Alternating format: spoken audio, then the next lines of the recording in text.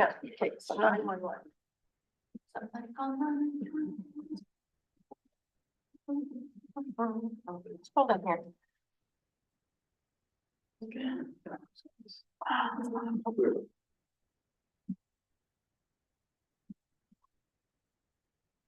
So, 9.1. oh, I was gonna like, I'm looking for 911. The snow removal, I see. Okay, welcome back, everybody. Appreciate everybody's patience. We just had some communications with the local RCMP. There's nothing, it was just our general update on a couple of items. And you'll see the RCMP report in our next meeting. So with this, we move on to snow removal resolution. Somebody should have one of those. Resolution number 2025-004, moved by myself, second by Councillor Atkinson. Resolved that council authorize the mayor to sign the snow removal agreement with the government of Manitoba as represented by the Minister of Infrastructure for a term to expire May 1st, 2025.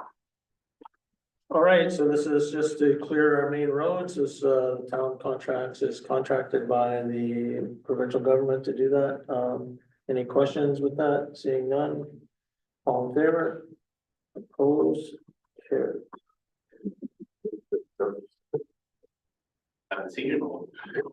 Okay. The Trappers Festival resolution. Resolution number 2025-005, moved by myself, second by Councillor Allen.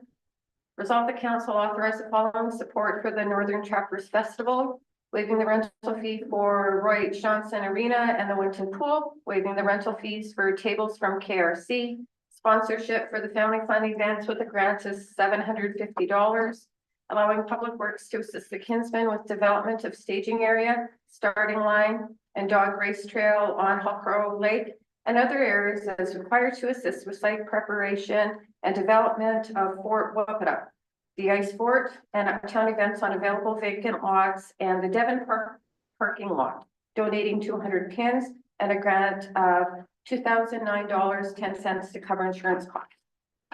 So we do this great festival every year.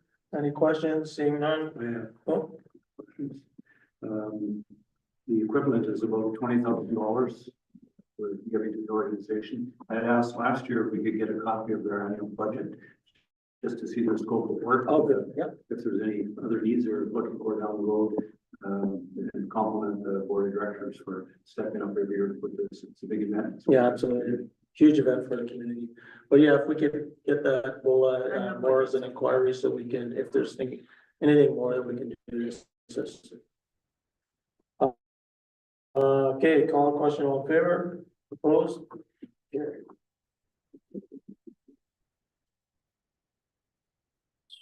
Next one.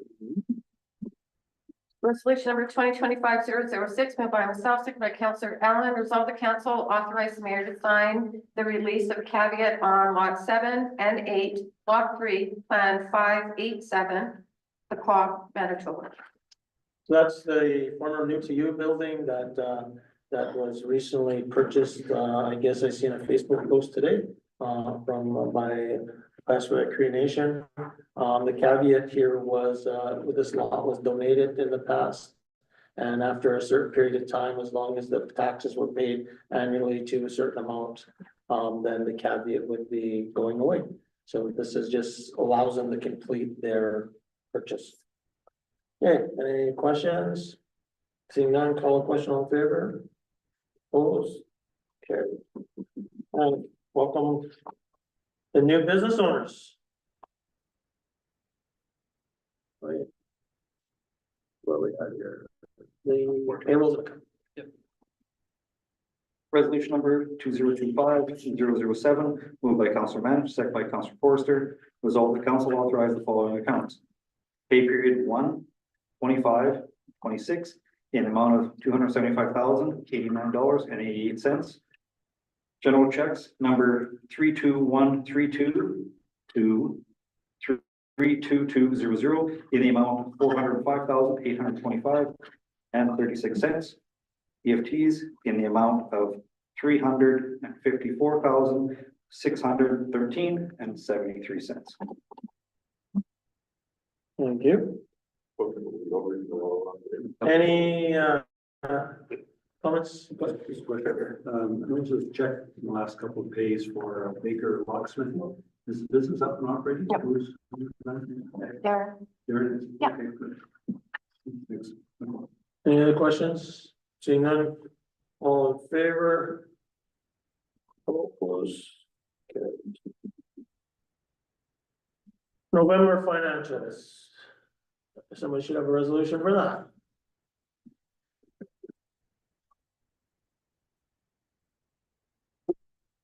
Twenty 25-008, moved by myself, seconded by Councilor Manich, be resolved that council accept November financial as prepared by controller as presented. Well, a lot of great work done by Laura there, with regards to our financials. I'm assuming everybody went through that in detail. Fine tooth comb. And see that, you know, where we're landing and where our shortfalls are. Hopefully we get, you know, hopefully that next month will be a better idea and we're, you know, have a year end sort of closer to the year end. Any questions? Seeing none, call a question, favor, opposed, okay. Seeing that, I just waited till that was done because I seen the reports that the municipal superintendents and group are doing, and it's kind of a head scratcher. Okay, personnel, committees and reports. Museum board. Not here tonight, though Councilor Commodore did tell me they had a meeting. I don't exactly remember what she told me at the meeting we were at. So we'll gotta wait till the next meeting. Chamber of Commerce, Councilor Matt. Yep, had a meeting last week. Just so everyone's aware, they will always be on the first Wednesday of the month, in case anyone's ever interested in attending or learning what's going on with the chamber. I think one of the highlights, which Jonathan pointed out, isn't necessarily Chamber of Commerce, but it's for the community, is signs finally going up. You drive in from Winnipeg to the north, you see a sign advertising Thompson, you see a sign advertising Trout Festival in Flin Flon, nothing about the fall. So coming March, we will see some of those signs going up to help advertise our community and our tourism. Again, promoting membership. One of the ideas that we may ask of the town of the Paw is including a QR code right on our business licenses. There was some discussion about, could you do it jointly, but it might be a big mess. So we might simply include a QR code so someone can at least scan and say, what's this? And it might increase our membership to the community or to the Chamber of Commerce. So that's something that may come forward. I think that's on their Facebook page. So during Christmas, you have the Shop Local initiative. There was 10 winners of nearly $250 each in gift cards for supporting Shop Local. That was a great success. You'll see thank yous coming out from the businesses that did take part in that. Citizen of the Year and Business of the Year typically is launched and it kind of disappears by the time it's time to announce it. So this year at the trade show, it will be launched then to get people thinking about Business and Citizens of the Year. And with that trade show, of course, is set up, I think it's the 5th. Trying to think of the date exactly. Sorry? Mother's Day. Yeah, Mother's Day weekend is when it is, so setup will be the Wednesday, Thursday, Friday, Saturday, or Thursday, sorry, Friday, Saturday running. So watch for that coming, some new ideas coming forward, hopefully a nice and easy layout. There was some issues that were existed in the past. Lunch and Learn, the first one was hosted last week. Considered a success by the means that someone did come out. There were 6 or 7 attendees. Look for, again, each Wednesday, first of the month, to have a Lunch and Learn, different topics. Next one coming up will be kind of tax season, RSPs, that kind of thing. And then March will be Women's Day, International Women's Day. So I hope to have in some good speakers. Jonathan was actually our guest speaker at the one in January. those were the big highlights of, Okay, Where are the meetings? sorry, Where are the meetings? they change sometimes, but most of the time they're at the NW, but they have also been held across. I think, yeah, I don't see it, I'm trying to think of the building, but they tend to move around, but most often it is 6 or 6:30, they change as well. So hopefully we'll have any changes, but typically 6 o'clock at the NW in the back room, first Wednesday of the month. good, CDC meeting this, Wednesday. I guess the big things that are going on, Jonathan shared with the group so far was, with the bus, there's a lot of activity around bus services. NCN's expanding in our community as well, which is good, that's the Thompson bus line. And, we talked about they twisted with their sisters. So that's up to, and going. New to You was purchased by, Westwood Cree Nation. And, yeah, that's sort of the main things there. Destination marketing, No meeting, but their meetings, they're still gonna be the same day of each month or each quarter. But I meant to get them to have it a little earlier so I could take part in all the meetings. Because typically they have it at 6 o'clock and it's what I for league night. cycling, I had a meeting last week and, another one this week, that's basically going over the budget for a presentation count, bring it to council next meeting. any updates on trucks and all that other stuff that's been, Part of the budget process is it's going to be asking the tri-party funders for an equal share for our new vehicle. I believe Sam is working with Marge on folks and also to get your truck back for order.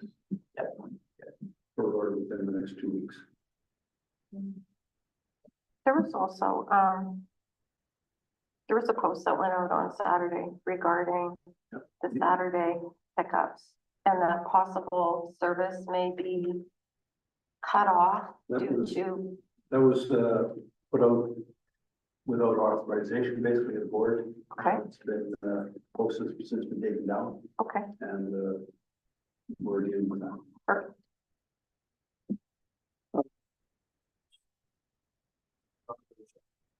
is the Nothing to report. youth counselor? Tonight? And Vision Quest AGM was last weekend in Winnipeg. Thanks for good to see her, Lucas. Okay. And I didn't attend due to weather and other things that were going on. I'll have a report on it next time. Okay, any other council updates that anybody wants to share? I know, the interagency, that's up and running, so, that's a group of, just a cross-sectional group of individuals in the, around, I guess, it's because it was outside of the paw, looking at sort of how to deal with justice and all the other, it was a committee that was going, so it's just started, and the first part of it is really to try to get an identity and try to, and the next meeting, it'll likely be towards the end of February. It'll be bringing everybody together again. So it seemed to be good, it seemed to be, people are interested, and the important that we make it valuable and it's not just turns into just everybody getting together. We can align on certain aspects of what's missing in our communities, as well as look for opportunities to see what services that have been provided may be overlapping, and that we can gain some traction there, so. Unfinished business. Nothing there. I would like to ask a couple of questions on unfinished business. That are not on here. You're asking yourself for permission. Yeah, no, I'm gonna, no, because it's not on here no more. I'd like to know where the Lido insurance stuff is. We sent They got back to us on, sent an email to us. And on the payment for the tipping fees.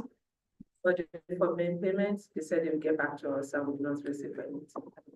So if we wanna, my position is we wanna break ground in March, April.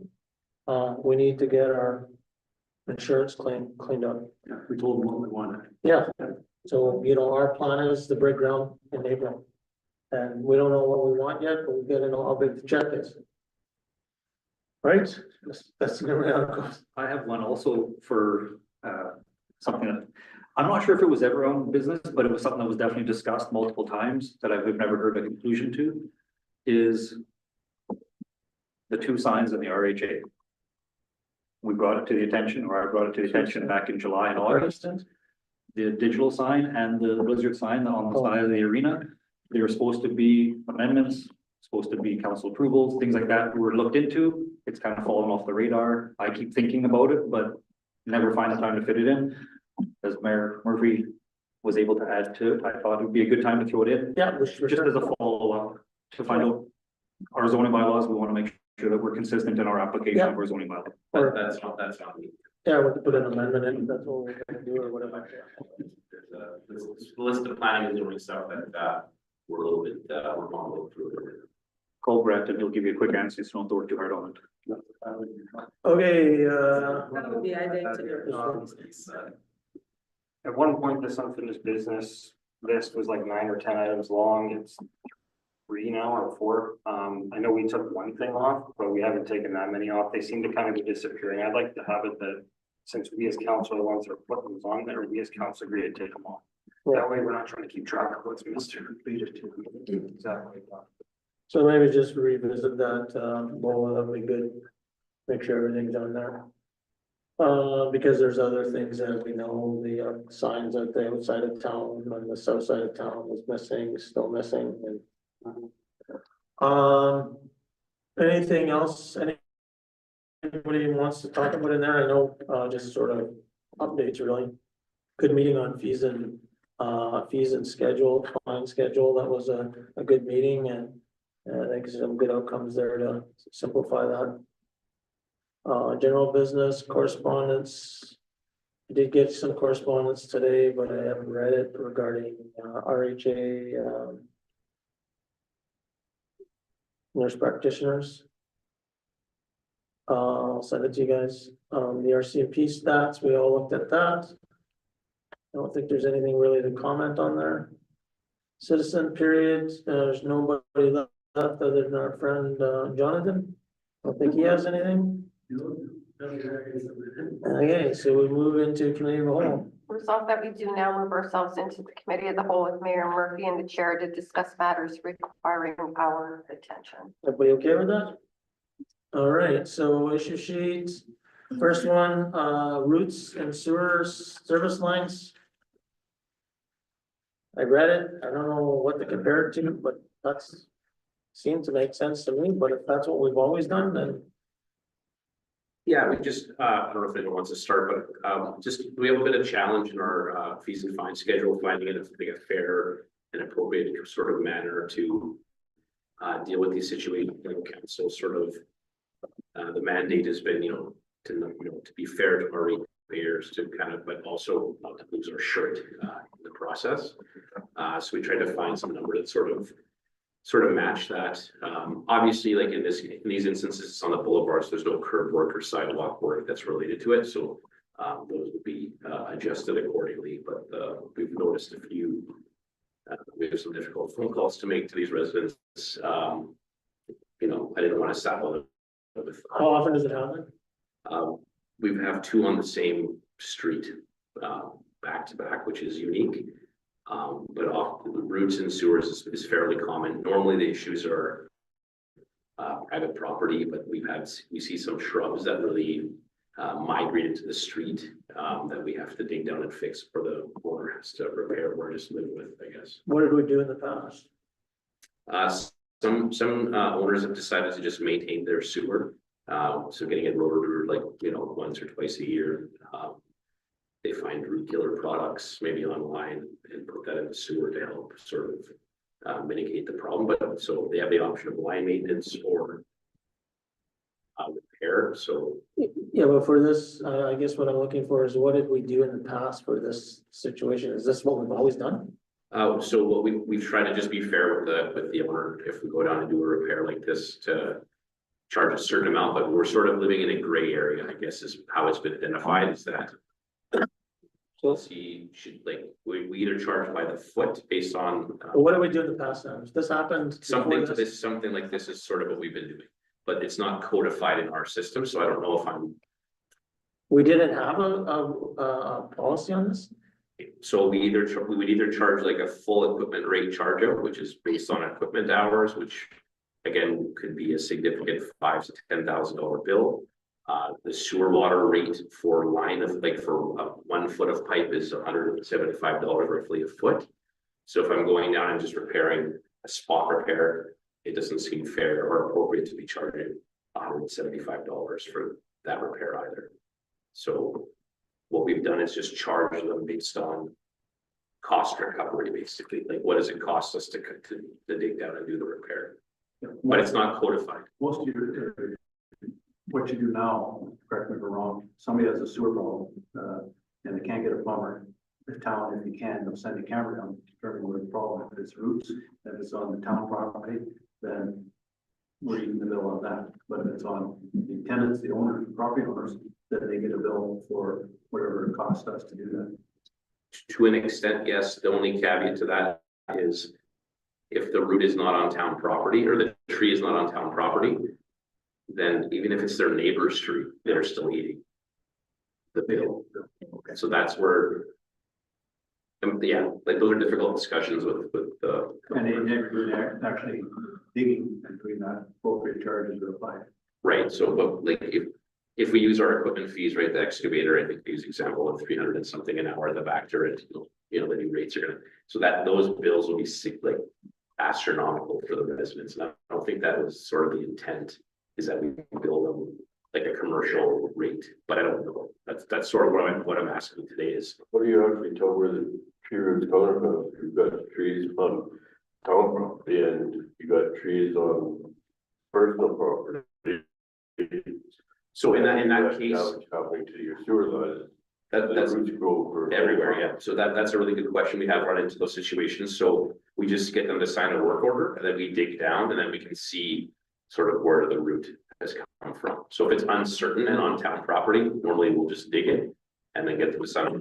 Usually once we get down, we can see sort of the culprit tree that's causing the issue, or sometimes a root killer project will sort of start to affect the tree. So we Yeah, well, I've lived in the country most of my life and I've seen the way trees grow and there's no rhyme or reason behind it, but you look at trees from 600 yards over there, shooting roots out and go through your basement wall, but it's nowhere close to the house compared to the one that's sitting right up against the house. yeah, luckily for us, these last few are cut and dry in terms of, luckily there's nothing on the town property.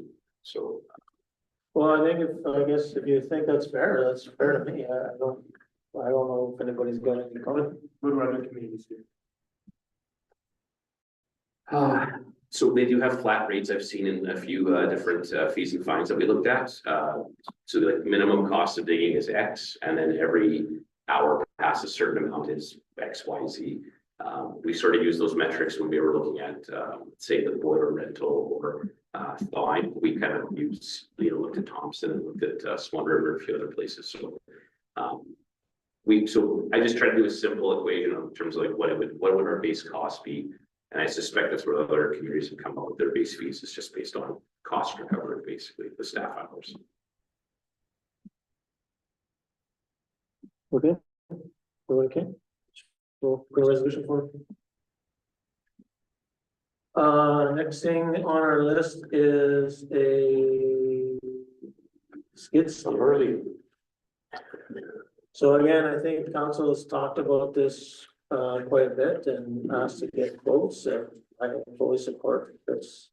Moving this forward as soon as possible. Any comments, concerns? other than the training that needs to come along with it and make sure we manage it properly. I was just actually blown away by the difference of almost $60,000 between units. Yeah. Quote one to quote three. Yeah. Just, and no way am I questioning. I just want to make sure that we're getting apples to apples and oranges to oranges. Because you always think you do, and then The brand one was a John Deere, and so typically we see Yeah. the John Deere's priced a little bit. And all these quotes came through Canute, right? Yes, sir. Yeah, Canadian approved supplier, which allow us to. Yeah. not- So their procurement group. I think, bring a resolution next meeting and we'll get you guys off and running and hopefully we see some good things, especially in the back lanes this year, because, I would want to add one more thing. With the budgeted amount being where it is, have you looked into the other attachments that might be a benefit to Tom the Pod to bring as part of that resolution? Yeah. I mean, if we budget a certain amount, it'd be nice to know that we don't then have you come back in 6 months saying, well, actually, we could use this, and it's a whole I thought process. the attachments were on here. So the ones that we budgeted for that based on like our pricing, we thought would fit our budget. This does leave a little bit more room for that. We didn't wanna go crazy, but. Which one, which attachment do you have? The snow blower attachment? Snowblower, bucket, forks, the Harley rake, well, post auger. Those are, yeah. What else is left? They come. Yeah, no, but it's just, I don't know actually, that's. So we try to trim it down to like what we felt were like the most appropriate, that we could get the best bang for our buck. So we can explore that. We have. Yeah, if there's value, Because there's there's money, money, right? Yeah, no, if you guys We're are okay staying with now, us. having that discussion at Yeah. budget season, rather than you coming. I have a performance Conversation. evaluation coming, so being under Yeah. budget, I thought it'll go better for my value. Oh, that's not gonna, well, that's not gonna help. Okay, air compressor, I think, yeah, whatever you guys want, I've got the same, my only issue is I never heard some of these air compressors, but you guys are the experts and that's the one you want, then we need it. It's sort of critical, so let's get an air compressor. Well, unless there's anybody has any concerns, seeing none, planning and development. Anybody got anything? So where are we at? So I did put an issue sheet in for special service levies, I know, really for community to understand, what's happening out there, so.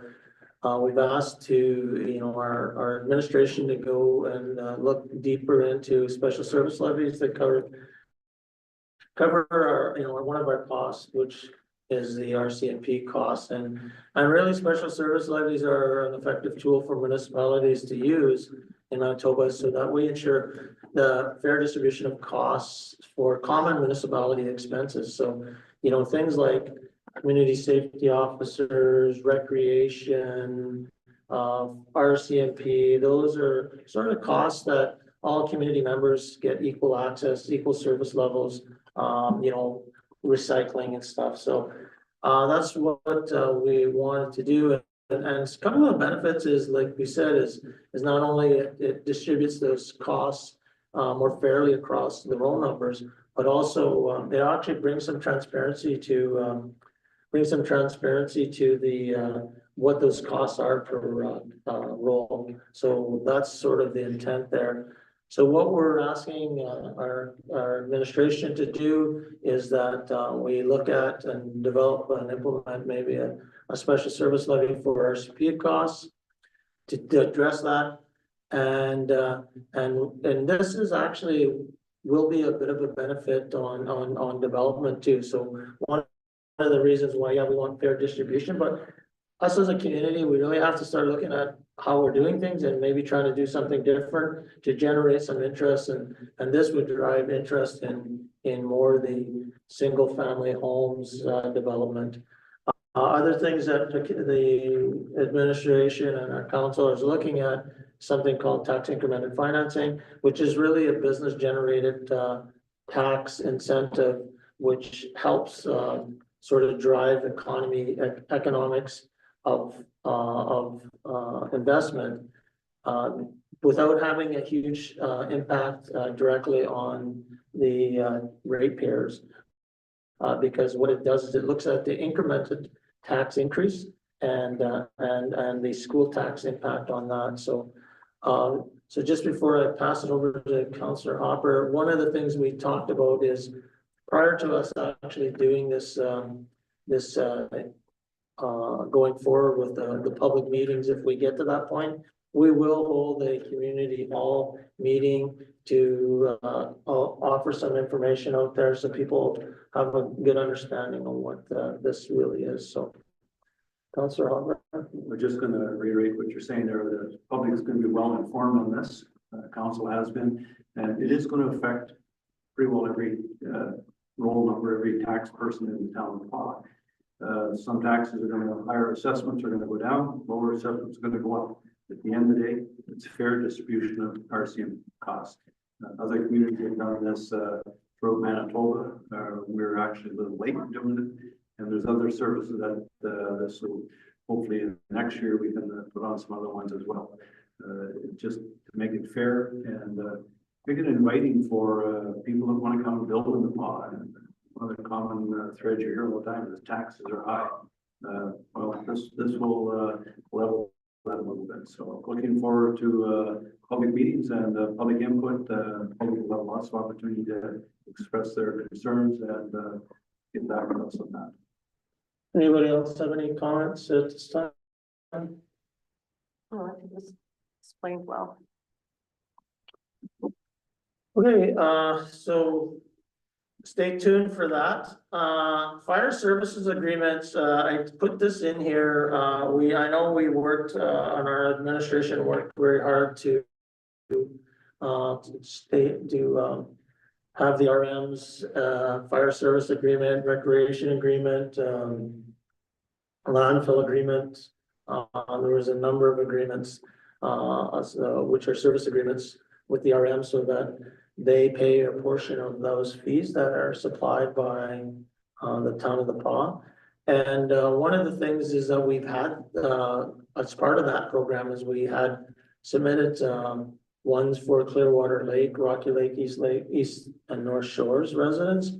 So I guess what we're asking is that we, get that information, have administration get that information to council, whatever the last agreements are, and so that we can have them signed off by council, have them updated, and then submit it for 2025's payments.